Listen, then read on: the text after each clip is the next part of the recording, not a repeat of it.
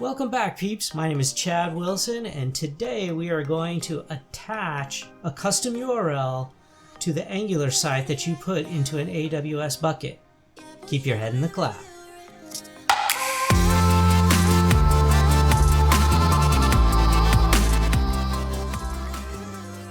Welcome back, everybody.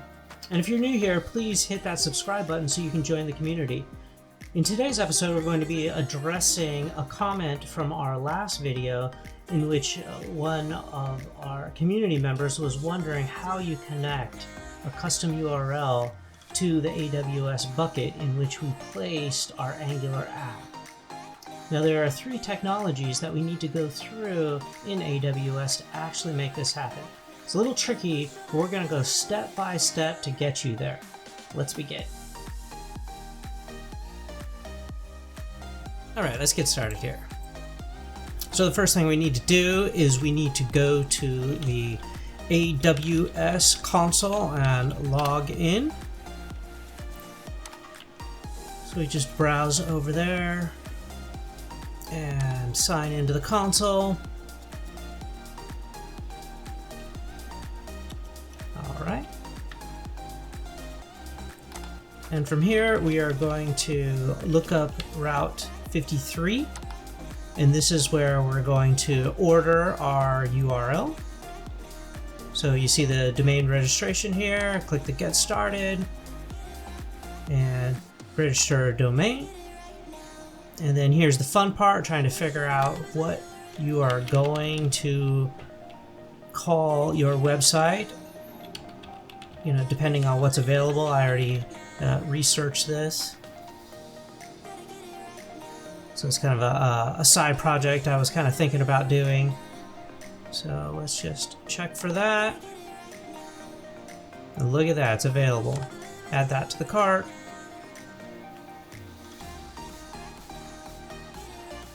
And I was trying to set the 1 year, but I think it's just automatically set there, it's just not displaying.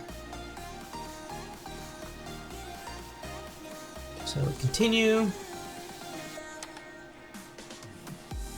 Then here's all the registration stuff to type in, and I'm just going to skip over that and do the email confirmation.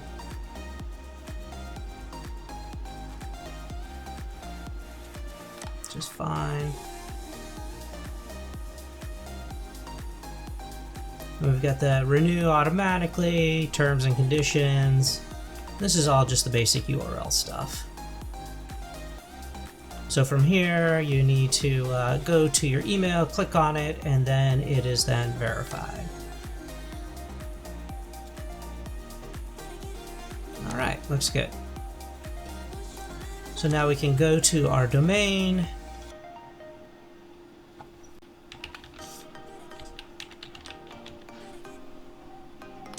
And then from here, we need to go to Cloudfront, and we need to create a distribution.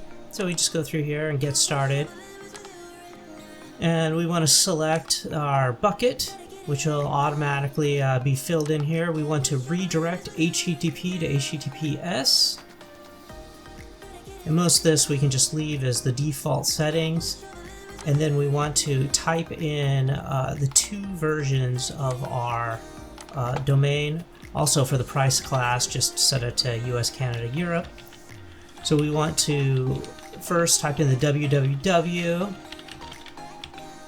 and then put a comma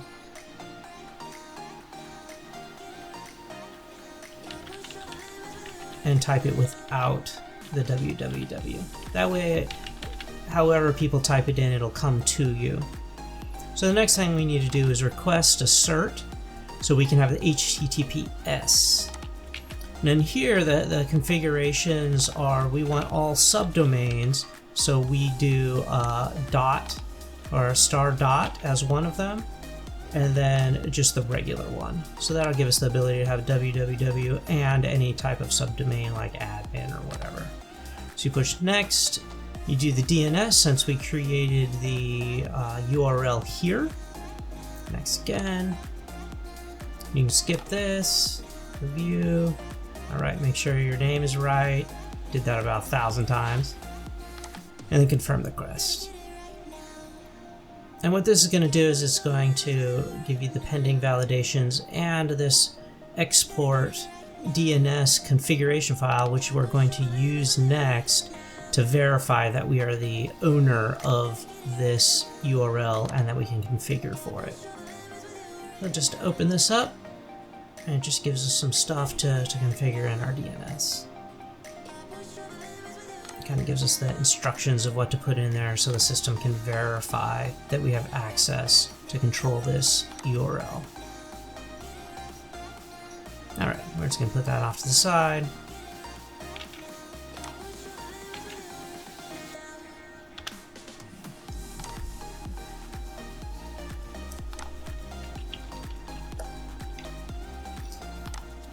Okay, so what we want to do now is go back to Route 53, and we see that we have DNS and we have our URL. And so what we're going to do now is we're going to configure to prove that we actually have DNS access to this URL. And so we're going to use the file that it just created, and we are going to make a record in here in which it can verify.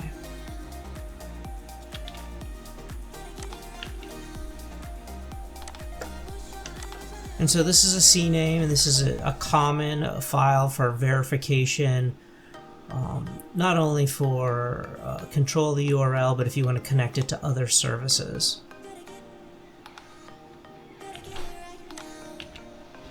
So we just put in the information from our file,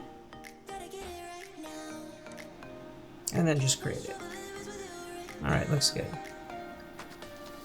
So now that we've created this, we should be able to go over to our certificate manager and refresh, and you can see that it checked, made sure that we had the appropriate access, and issued us a secure cert. I guess a cert, by its very nature, is secure. Okay, so the next thing we need to do is go to our cert itself and copy the ARN. And this is how we're actually going to link it to our Cloudfront. So we just copy and paste that, head back over to Cloudfront. And it looks like this is grayed out. So I think we're gonna have to refresh here. We lost this. That's okay. There was only a couple things to fill out here. A little turkey.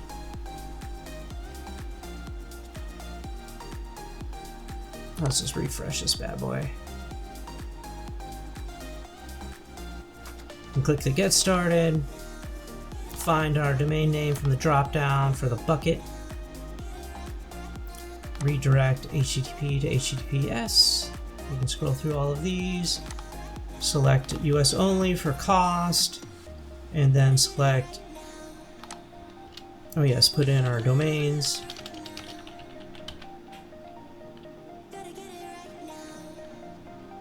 Type these in, make sure that we have it exactly right.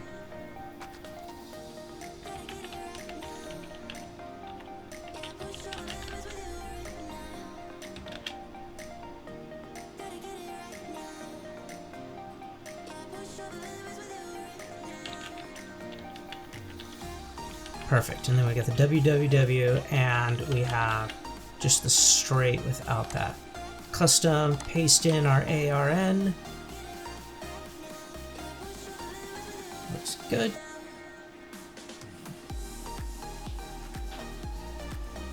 And everything else I think is fine, just as it is. And then create the distribution. And this distribution, of course, took a long time to create, so it was maybe 15 minutes or something, so I just skipped over that, just for brevity's sake. But you see now we have a Cloudfront distribution. So now what we need to do is take this and tie it to the URL. So we're going to come back over here.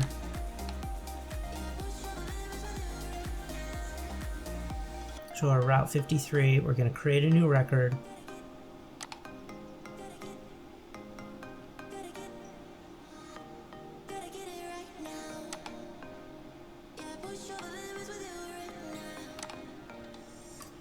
Alright, and this is the alias is what we're going to do this time. So we're going to target Cloudfront when we hit this URL, and then Cloudfront then targets our bucket.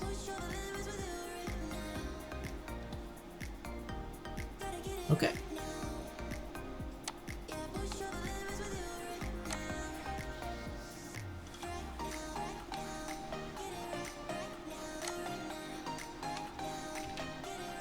So now we should be able to just paste this in and it worked first time. Of course, it never quite works out that way, but we're going to drive towards that.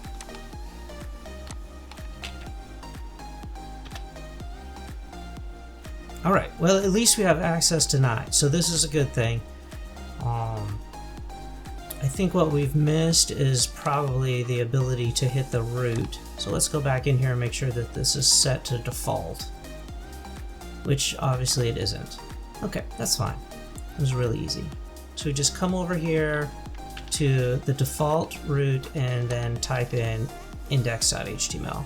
So when it hits the root, it will automatically redirect to our HTML.